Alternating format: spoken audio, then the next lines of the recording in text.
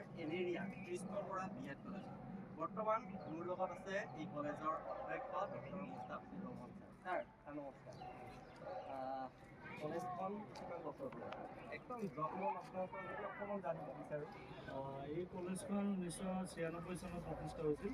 ইতিমধ্যে আমি 30টা বৰ্ষ পাৰ কৰি আপুনিতো 31 বছৰ লগ্নৰ পৰা নাই, মই 25 বছৰ হ'ল, 26 বছৰ হ'ল। আগতে এইখন কলেজ লংকা হাইস্কুলত প্ৰতিষ্ঠা হৈছিল 1996। লংকা হাইস্কুলত আছে। পৰৱৰ্তী সময়ত 2001 চনত ইয়াত 2001 চনত আৰু ইতিমধ্যে আমি ৰূপালী জয়ন্তী বৰ্ষ পাৰ কৰিলোঁ। খুব ধুমধামেৰে ৰূপালী জয়ন্তী অনুষ্ঠান হৈ গ'ল আমাৰ। আৰু জানি সুখী হ'ব যে কলেজখন প্ৰথম অৱস্থাত লংকা বিএড কলেজ হিচাপে নামাকৰণ হৈছিল। পিছত লংকাৰ এগৰাকী প্ৰতিষ্ঠিত শিক্ষক, এজন অধ্যাপক শিক্ষক কৃষ্ণ বৰা ছাৰৰ নামত কলেজখন নৱপৰিচালনা সমিতিয়ে তেওঁৰ নামেৰে নামাকৰণ কৰিছিল। ছাৰ, ইয়াত বৰ্তমান কিমানগৰাকী শিক্ষক অনুমানিক ইয়াৰ পৰা পাছ কৰি? আমাৰ 3000 মানৰ ওপৰত। যোৱা কিমান বছৰ ধৰি? এইটো আমাৰ 98ৰ পৰা। 98ৰ পৰা প্ৰথম অৱস্থাত ছাত্ৰ ছাত্ৰীৰ সংখ্যা খুব কম আছিল বিএড পঢ়াৰ কাৰণে। গতিকে জানে যে লংকা এখন সৰু চহৰ আৰু ইয়াত পঢ়িব যাতায়াতৰ অৱস্থা ভাল নাছিল। কিন্তু এতিয়া জানি সুখী হ'ব যে গুৱাহাটী বিশ্ববিদ্যালয়ৰ ভিতৰত যদি আমি 5খন কলেজৰ কথা কওঁ, তেতিয়া আমাৰ কৃষ্ণমৰা বিএড কলেজখন আৰু যোৱা বছৰ নামভৰ্তিৰ ক্ষেত্ৰত বিএড কোৰ্চত 100 পাঠ্যক্ৰম মানে আসনৰ বিপৰীতে 1100 ছাত্ৰই মানে এপ্লাই কৰিছে। এইটো গুৱাহাটীৰ ৰেকৰ্ড যে আমাৰ কলেজতে মানে আটাইতকৈ বেছি ছাত্ৰ ছাত্ৰীয়ে মানে নামভৰ্তিৰ কাৰণে আবেদন কৰিছে। ছাৰ, ইয়াত হাই ছেকেণ্ডেৰীটো নাই? হায়াৰ ছেকেণ্ডেৰী নাই, ইয়াত আমাৰ বিএ প্লাছ বিএ আছে। বিএ আছে, বিএ আছে, বিএ বিএসসি, বিএসসি আছে, ডিএলএড আছে, আৰ্টছ আৰু কমাৰ্চ দুইটা আছে। আৰ্টছ আৰু চাইন্স। চাইন্স, আচ্ছা, কমাৰ্চ নাই, খালি আৰ্টছ আৰু বিএ এডমিশ্যন ইয়াত ল'ব পাৰি? ল'ব পাৰি। এইটো এখন মানে ভাল শিক্ষানুষ্ঠানেই পাব যদি কোনোবাই লয়। আৰু আমি এইটো মানে গৌৰৱেৰে ক'ব পাৰোঁ যে যোৱা বছৰত গুৱাহাটী বিশ্ববিদ্যালয়ৰ অধীনত প্ৰথম শ্ৰেণীৰ প্ৰথম স্থান আমাৰ কলেজে লাভ কৰিছিল। সঁচাকৈ ছাৰ, মই নাজানো। মই ভাবিছোঁ কি ইয়াত খালি বিএড কলেজে নেকি এখন খালি 92.2% পাইছিল। সেইটো আমাৰ লংকাৰ গৌৰৱ যে গুৱাহাটী বিশ্ববিদ্যালয়ৰ প্ৰথম শ্ৰেণীৰ প্ৰথম স্থান আমাৰ লংকা বুজাই দিছোঁ উত্তৰ-পূৰ্বাঞ্চল কলেজখন। আৰু এইবাৰো আপোনাৰ জানি সুখী হ'ব, এই বিগত 1 মাহ হৈছে আমাৰ ৰিজাল্ট এটা দিছে 5th ছেমিষ্টাৰত। তাত এগৰাকী ছাত্ৰীয়ে 96.6 পাইছে পুনৰ হিচাপে। তাই ইতিমধ্যে আমাৰ 6th ছেমিষ্টাৰ দিব, তাই 5th ছেমিষ্টাৰ পাছ কৰিব।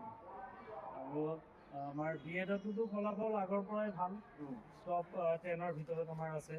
আৰু আটাইতকৈ সন্তোষজনক কথাটো হৈছে 2019 চনৰ পৰা আজিলৈকে কোনো ছাত্ৰ ছাত্ৰী আমাৰ কলেজত ফেইল কৰা নাই।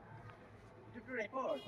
আৰু 100% উত্তীৰ্ণ। আৰু এটা অকল উত্তীৰ্ণ নহয়, ফাৰ্ষ্ট ক্লাছ। ছেকেণ্ড ক্লাছ কিন্তু আমাৰ নাই, ৰেকৰ্ড নাই। মানে ছেকেণ্ড ক্লাছটো নাই মানে বিএড নাই, ডিএলএডত নাই, বিএডত নাই। আচ্ছা, মানে ফেইল শব্দটো নাই আৰু ছেকেণ্ড ডিভিজনো নাই। মানে অল যিমান পাছ কৰে।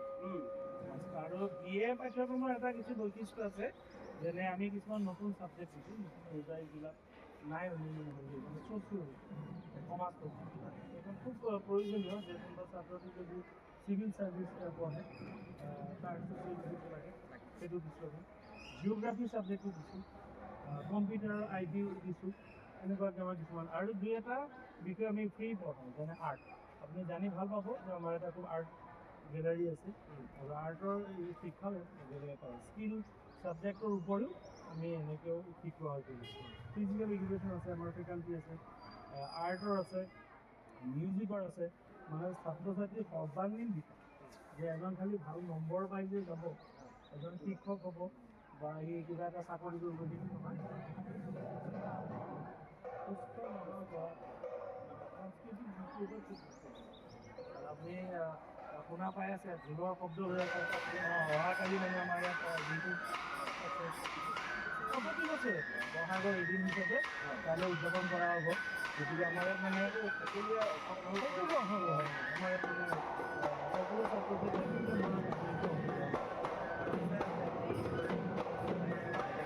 হয় সেইটো দুটা হয়, কমিউনিটি ফেষ্টিভেলবিলাক হয় আমাৰ ৰাষ্ট্ৰীয় পৰ্যায়ৰ আৰু আপুনি হয়তো আমাৰ জ্ঞাত যে আমি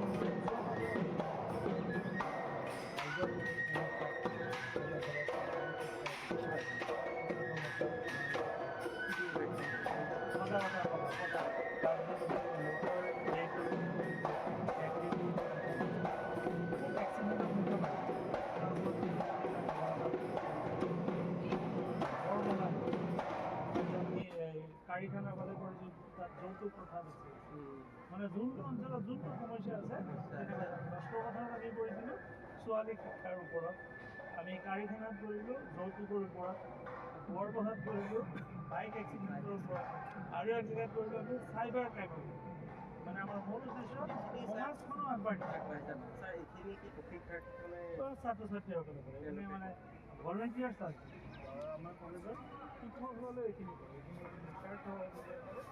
আমাৰো স্কিল ডেভেলপমেণ্ট হৈ আছে ছাত্ৰ ছাত্ৰী লগতে সমাজত এতিয়া ধৰক এই অঞ্চলবোৰ DC ছাৰ্ভত আমাৰ লগত যায় কেতিয়াবা চাৰ্ভল অফিচাৰ যায় তেওঁলোকে এই কথাবোৰ কয় আৰু আমি নাকৰ মূল্যায়নৰ কাৰণে প্ৰস্তুত হৈছোঁ খুব সোনকালে আমি নাকৰ মূল্যায়ন কৰিম আৰু আমি মানে আমাৰ এটা মিছন যে অসমৰ BEd কলেজসমূহৰ ভিতৰত শীৰ্ষস্থান অধিকাৰ কৰাৰ আমাৰ এটা ইচ্ছা আছে সেই ইচ্ছা লৈ আমি এইখিনি কৰিম কাৰণে BEdৰ ছাত্ৰ ছাত্ৰীখিনি এণ্ট্ৰেঞ্চ পাছ কৰি আহে বেছিভাগ আমাৰ উজনি ইয়াৰ পৰা পাছ কৰি মেক্সিমাম ছাত্ৰ ছাত্ৰীয়ে মানে চাকৰি পাইছে মানে আমাৰ প্লেচমেণ্টটো আমাৰ খুব ভাল প্লেচমেণ্টটো সেইকাৰণে মানে ছাত্ৰ ছাত্ৰী আৰু অভিভাৱক আমাৰ অনুসৰণটো খুব বেছি যিটো তোমাৰ ডিগ্ৰীত আপোনালোকে গম পায় যে 20-30-40% পাছ কৰে এইটোলৈ গোটেই অসমতে চৰ্চা হৈ আছে BA কিন্তু বেছিভাগ ল'ৰা ছোৱালী ফেইল কৰি আছে কিন্তু আমাৰ কলেজত 100% আছে ছেকেণ্ড ক্লাছ গতিকে এইকেইটা বিষয়তে হয়তো ৰাইজে ভাল পাইছে সেইকাৰণে যদি আমি আহ্বান জনাম আমাৰ আকৌ নতুন ছেশ্যন আৰম্ভ হ'ব BEdৰ আৰম্ভ হ'ব জুন জুলাইত ছাত্ৰ ছাত্ৰী আহিব DLEdৰ হ'ব আৰু BA আৰু আটাইতকৈ ভাল খবৰ যে হোজাই জিলাত কিন্তু BSc পঢ়াৰ কোনো সুবিধা নাই ব্যক্তিগত খণ্ড বা চৰকাৰী অকল খালি আপোনাৰ হোজাই কলেজ এখন ইউনিভাৰ্চিটি হৈ গ'ল আৰু ৰানিং কলেজত আছে আমাৰ কলেজত BSc পঢ়াৰ সুবিধা আছে এইটো BSc পঢ়াৰ সুবিধা আছে আৰু BSc এডমিশ্যন ল'ব পাৰিব এইবাৰ ল'ব পাৰিব যিহেতু যোৱাকালি ৰিজাল্ট দিছে আৰু BAৰ ক্ষেত্ৰত আমি ক'ব পাৰোঁ আমাৰ আগতে 3টা মেজৰ আছে আছামিজ এডুকেশ্যন আৰু পল চায়েন্স এতিয়া আমি নতুনকৈ এইবাৰ সংযোজন কৰিছোঁ জিঅ'গ্ৰাফী ইংলিছ আৰু হিন্দী কাৰণ আমাৰ এই অঞ্চলত হিন্দী বাকী বহুত মানুহ আছে ল'ৰা ছোৱালী ল'ব বিচাৰে এই কথাটো জানিলোঁ কেতিয়া বহুত ডাঙৰ কথা মই গম পোৱা নাছিলোঁ বা আমাৰ ইতিমধ্যে আমাৰ 3টা বেটছ ওলাই তে মই দৰ্শকসকলক কওঁ যে কোনোবাই যদি BA পঢ়িম বুলি ভাবিছে আহক কৃষ্ণমৰা BEd কলেজলৈ এডমিশ্যন হৈ আছে ন ছাৰ এডমিশ্যন হ'ব এডমিশ্যন আৰম্ভ হ'ব এডমিশ্যন আৰম্ভ ছাৰ মই যিটো কণ্টেক্ট নাম্বাৰ এইটো স্ক্ৰীণত দি দিম আপোনালোকে যোগাযোগ কৰিব পাৰে ইয়াত আহিলে আপোনালোকে গম পায়েই যে কৃষ্ণমৰা BEdত অকল শিক্ষাগুৰু আছে খুব সুন্দৰ তেওঁলোকে শিক্ষাৰে শিক্ষিত কৰিব আপোনালোকক আপোনালোকে যোগাযোগ কৰিব মই এইটোৱে ক'ম টিকেনৰ জৰিয়তে কৈ আছোঁ যে আমি যদি BA যদি কোনোবাই নামভৰ্তি কৰায় আমাৰ ইয়াত অসমীয়া ইংৰাজী আৰু education political science geography Hindi এই বিষয়কেইটা মেজৰ আছে আৰু BSc আমাৰ মেজৰ নাই মাইনৰ আমি যোৱা বছৰ কিছু টেকনিকেল প্ৰগ্ৰামৰ কাৰণে আৰম্ভ কৰা নাই এইবাৰ হয়তো চমত প্ৰতি আপুনি যেতিয়া আমাৰ নামটো দেখা পাব আপুনি এপ্লাই কৰিব পাৰিব এতিয়া আহক আমাৰ কলেজতে আহি নিজৰ সন্তানক নামভৰ্তি কৰক আৰু তেওঁলোকৰ ভৱিষ্যত যিটো সপোন আছে সপোনটো বাস্তৱত ৰূপায়িত কৰাৰ কাৰণে আমি কাৰ্য পৰিমাণে আমি চেষ্টা কৰি থাকোঁ ঠিক আছে ধন্যবাদ